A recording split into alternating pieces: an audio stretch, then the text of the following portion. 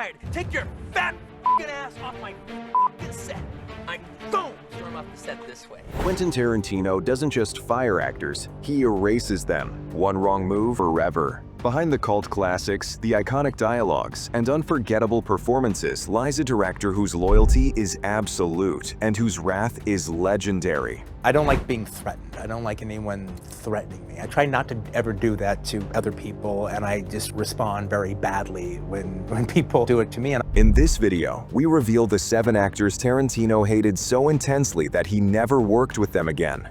You won't just hear the names, you'll uncover the explosive stories, the behind-the-scenes chaos, and the Hollywood secrets no one else will tell. Before we dive in, hit that like button and subscribe, because you won't want to miss any of the untold Hollywood stories coming your way. Number 1. George Clooney. On paper, George Clooney and Quentin Tarantino looked destined to become allies. The year was 1996. Clooney was still breaking free from ER, America's most watched medical drama, and he needed a breakout role that would cement him as more than a TV heartthrob. Tarantino, meanwhile, had just exploded into Hollywood with Reservoir Dogs and Pulp Fiction, 2 films that rewrote the rules of cinema. The 2 forces collided on From Dusk Till Dawn. The movie was a cult hit. Clooney, tattooed, sharp-tongued, and wielding a pistol in each hand, reinvented himself overnight. Fans raved, critics took notice. Clooney had arrived. And for a brief moment, it looked like he and Tarantino would ride that success into further collaborations. After all, Tarantino had built a reputation for recycling his actors like family. John Travolta, Samuel L. Jackson, Uma Thurman, Christoph Waltz. If you impressed him once, you came back again and again. But Clooney never returned. Not for a cameo, not for a script, not for a whispered mention. And the reason wasn't buried in gossip. It was bluntly spoken by Tarantino himself. Years after From Dusk Till Dawn, when asked about Clooney's star power, Tarantino didn't hesitate. George Clooney is not a movie star. It was the kind of line that burned. Clooney didn't let it slide. He shot back in interviews, defending his body of work with a touch of irritation. He pointed to Syriana, Michael Clayton, even Ocean's 11. He reminded the world and Tarantino that his career was hardly lightweight, but the sting lingered. For Tarantino, the critique wasn't about box office numbers, it was about philosophy. He prized rawness, danger, unpredictability. Clooney, in his eyes, embodied Hollywood polish. Slick, bankable, charming, but too safe. Tarantino's world thrived on grime and blood, on actors who disappeared into characters so deeply they became unrecognizable. Clooney, no matter how talented, always carried his red carpet charisma into the frame, and that was unforgivable. Tarantino moved on. His cinematic universe evolved without Clooney. While other stars became fixtures of his mythology, Clooney became a ghost, a name he never revisited. Number 2. Spike Lee. Spike Lee isn't just a filmmaker, he's a force of nature. Bold, outspoken, and unafraid to challenge Hollywood norms, Lee built a career on telling stories with raw authenticity and social conscience. When Quentin Tarantino released Jackie Brown in 1997, what could have been a meeting of minds instead ignited one of the most talked about creative clashes in modern cinema. At the heart of the dispute was language, context, and representation. Jackie Brown featured dialogue that employed the N-word, a choice Tarantino defended as authentic to the characters and era. Lee, who has never shied away from confronting perceived injustice, publicly criticized the usage. There was this controversy a while back between yourself and Quentin Tarantino, and your displeasure with his excessive usage of the word nigger in his body of work. Jackie Brown's body of work. Right.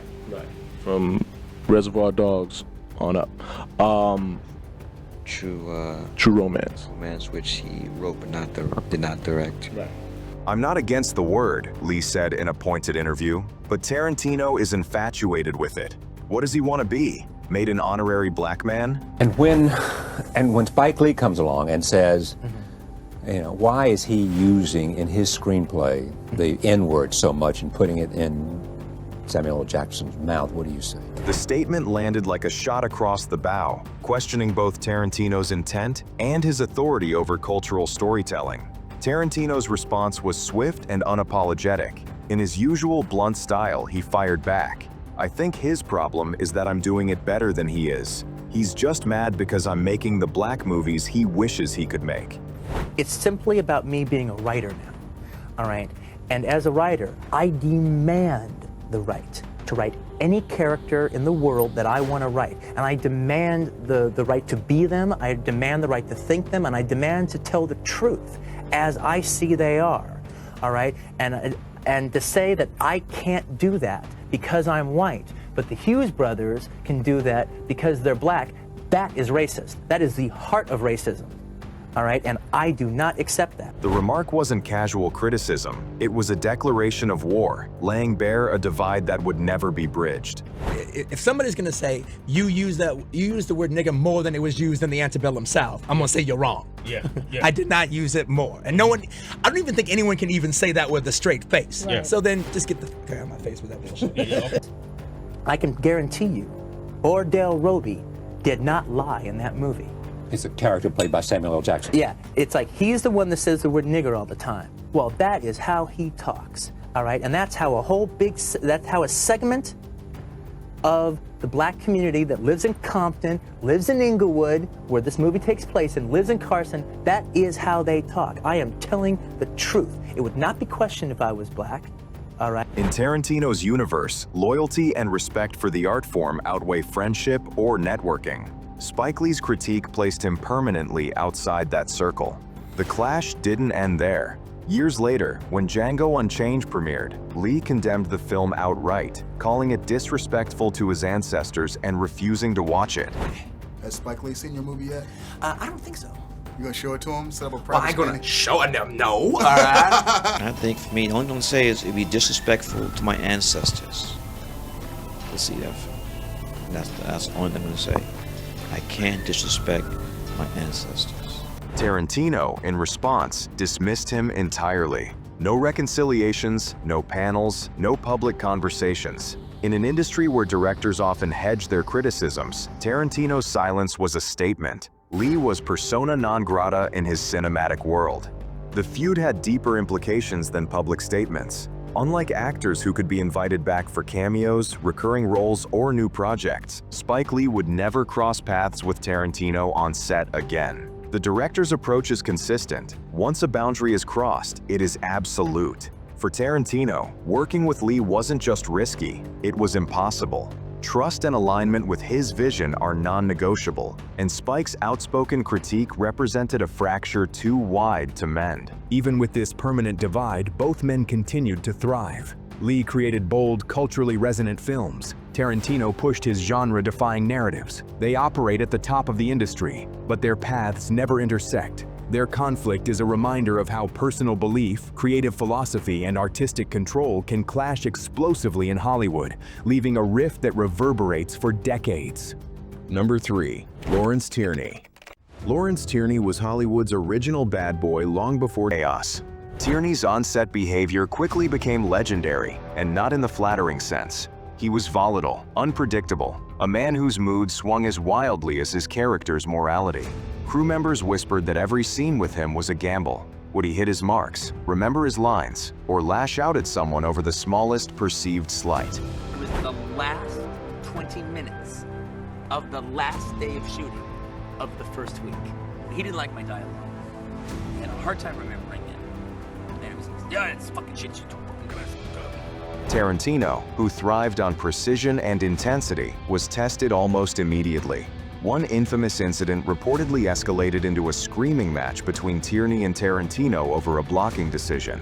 The veteran actor refused to follow the shot's choreography, throwing the carefully designed tension into disarray.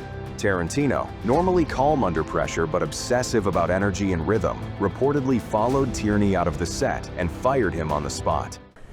And I grab him by the arm and go, Laurence, stare! And he shoves me. And he's just like, get your fucking hands off me. I go, you, you fat fuck, you're fucking fired. Take your fat fucking ass off my fucking set. I boom, storm off the set this way. According to Tarantino in a later interview, it was like dealing with your senile uncle off his meds. Other cast members confirmed the chaos. It changed the entire energy of the set. For Tierney, it wasn't personal. It disrupted the story Tarantino had written and imagined. And that, for him, was unforgivable.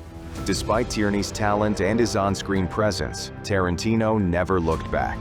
There were no secret reconciliations, no cameo appearances. He was absent from every discussion of the film's enduring legacy. He had been erased, not with a dramatic Reservoir Dogs, Tierney continued acting sporadically in film and television, but he never appeared in a Tarantino project again. Number 4. Uma Thurman. Few actors have been as closely tied to Quentin Tarantino's vision as Uma Thurman. She wasn't just a collaborator, she was, for a time, his muse. From the sultry intrigue of Pulp Fiction to the lethal elegance of Kill Bill, Thurman embodied the women Tarantino envisioned. Powerful, complex, and unstoppable. Yet behind the glamour and acclaim, their relationship was as volatile as any of Tarantino's most suspenseful scenes. The tension reached its apex during the filming of Kill Bill Volume 2, 2004, particularly during the infamous car stunt that would later dominate headlines. Tarantino, obsessed with cinematic perfection, pushed for multiple takes on a stunt he insisted was safe. Thurman, trusting but cautious, felt the sequence was dangerous. She expressed concern, but her voice went largely unheard. On one fateful take, the car crashed, leaving Thurman with injuries to her neck and knees, injuries she would carry for years. Thurman later revealed in interviews that the incident wasn't just an accident. She described feeling abandoned on set and recalled how the footage was nearly lost, a fact that strained her trust in the director. Tarantino, in response, expressed regret publicly, calling the incident the biggest regret of my life. Director Quentin Tarantino breaking his silence. Actress Uma Thurman claiming she was permanently damaged when he pressured her to perform a stunt for the film Kill Bill. But the damage to their working relationship was irreparable. What had once been mutual admiration transformed into caution and distance. The fallout went beyond physical injury. Their creative chemistry, once electric, became fraught with tension. Thurman's departure from the project's orbit marked the end of a collaboration that had defined both of their careers. While she continued to thrive in Hollywood, earning accolades and embracing new roles, Tarantino's projects evolved without her iconic presence. No calls, no cameos, no whispered collaborations. Yet even with this fracture, the professional respect was never entirely lost. Thurman has stated she would consider working with Tarantino again if circumstances were right and a role truly inspired her. It is a testament to the complex bond they shared. Admiration tempered by experience, trust tested by risk, and artistry intertwined with accountability.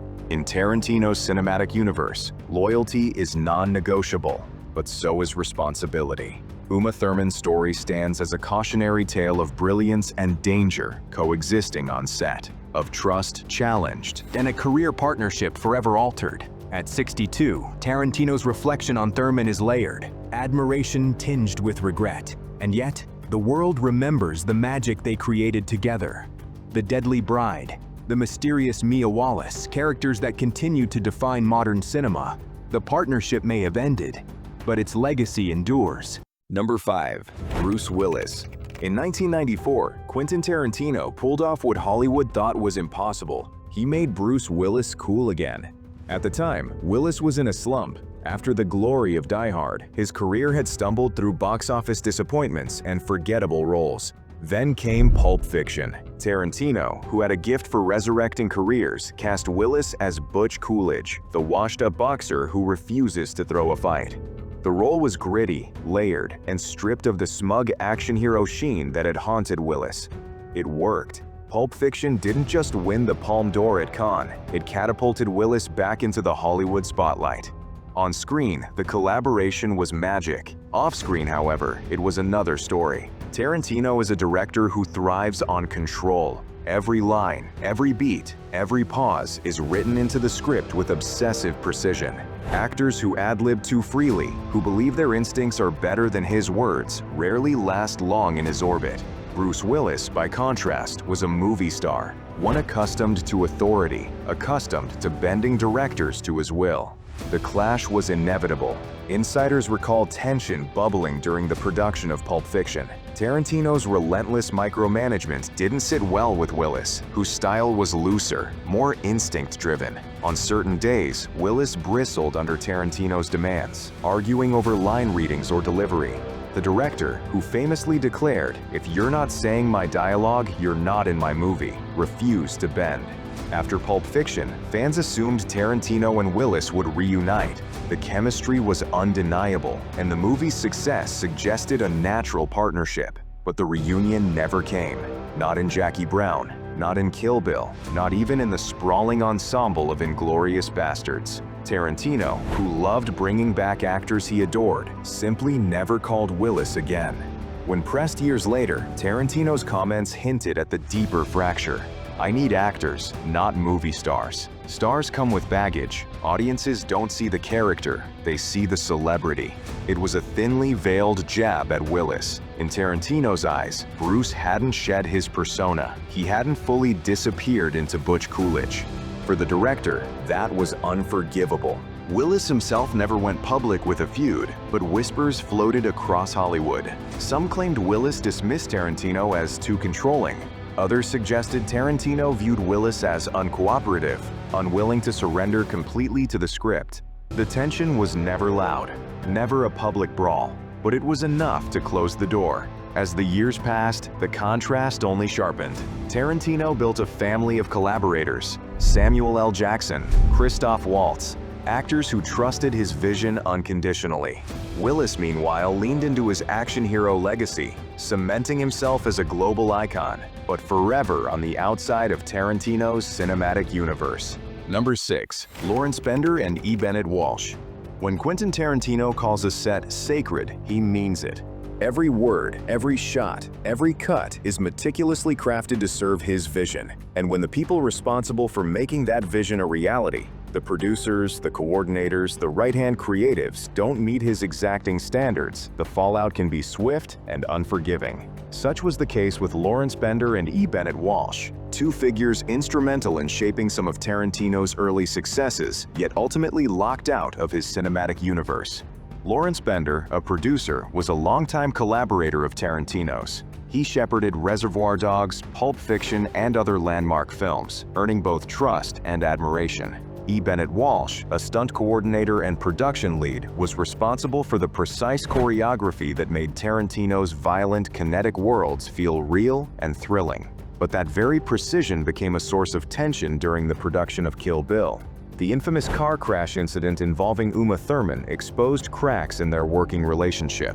Thurman had warned that a stunt sequence was unsafe. Walsh oversaw the stunt logistics, and Bender, as producer, was responsible for risk management. Yet the filming continued under Tarantino's insistence. The crash left Thurman injured, and the incident quickly became a source of public scrutiny. Behind the cameras, tensions boiled. Tarantino reportedly felt that both Bender and Walsh had failed to protect the integrity of the production, and more importantly, his trust.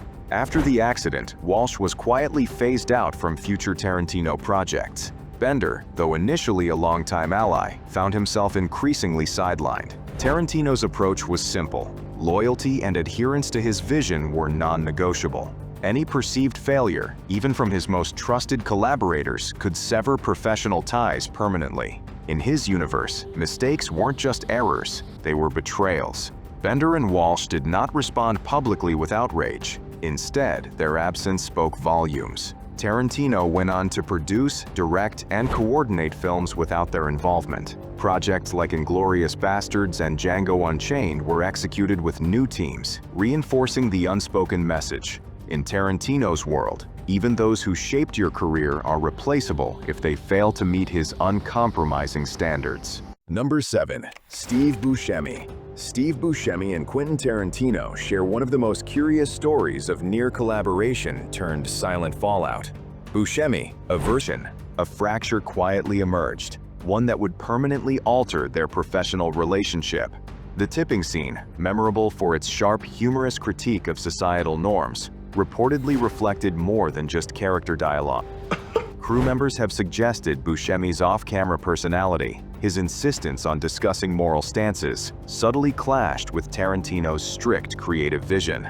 The director, who treats every line, every gesture, every pause as sacred, viewed any deviation or off-script moralizing as interference. Tarantino's response, as insiders recount, was both quiet and decisive. Rather than escalate publicly, he simply ceased to involve Buscemi in future projects. While other Reservoir Dogs actors, Michael Madsen, Tim Roth, and even Harvey Keitel, became fixtures in Tarantino's recurring ensemble, Buscemi never received another call. Not for Pulp Fiction, not for Jackie Brown, not for Kill Bill. The silence was absolute. Buscemi himself remained diplomatic. In interviews, he acknowledged his early collaboration with Tarantino fondly, but never feeling. An actor who understood that in Tarantino's world, absence speaks louder than confrontation. The story is as much about philosophy as it is about personality. Wit was enough to sever a collaboration that might otherwise have flourished indefinitely. What makes the Buscemi-Tarantino story particularly fascinating is its quiet finality. There was no public feud, no dramatic confrontation. Unlike the rift with Spike Lee, there were no scathing interviews or accusations. Instead, it was absence, almost surgical in its precision. Tarantino simply removed him from the equation. And there you have it, the 7 actors who crossed Quentin Tarantino and never stepped foot in his cinematic universe again. In Hollywood, talent alone isn't enough. Loyalty, trust, and alignment with the director's vision are everything. Step out of line and you're gone. Quietly, permanently, and without a second chance. If you enjoyed this behind-the-scenes look at Tarantino's untold grudges, make sure to like this video and subscribe for more Hollywood exposés, secrets, and stories you won't hear anywhere else. Now we want to hear from you. Which of these actors do you think deserved a second chance with Tarantino, and who do you think was rightfully cut from his universe? Drop your thoughts in the comments below. The juicier, the better.